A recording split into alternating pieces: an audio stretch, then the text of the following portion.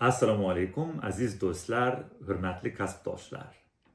Mening ismim Nikolas Kontovas. Men Oksford universiteti Nizomi Ganjaviy nomidagi kutubxonasining O'rta Osiyo, Turkiya va Kavkaz mutaxassisi bo'lib ishlayapman.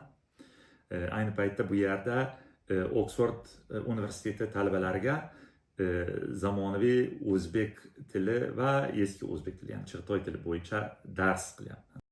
Saida Mirziyoyeva xonim boshligida bo'lgan delegatsiya bizga tashrif buyurganida fondimizning bir qancha noyob qo'lyozmasini ko'rsata oldim. Bularning ba'zilari, masalan, Alisher Navoiy o'zlari hanuz hayotda bo'lganida ko'chirilgan Hamsisining bir qancha masnavisi, undan keyin Ulug'bek Mirzo uchun tayyorlangan bir yulduzshunoslik majmuasi, keyin Abbasiylar davrida ko'chirilgan Al-Farg'oniy bilan Al-Beruniyning bir qancha yulduzshunoslik kitobi va tibbiyot kitobi.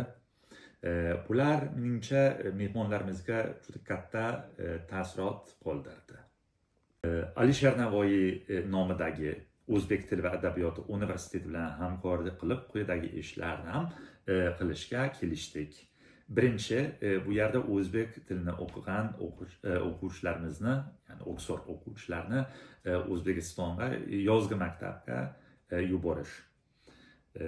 Ikkinchi, shu O'z Akademi platformasini Oksford talabalari orasida rivojlantirish, ommalashtirish.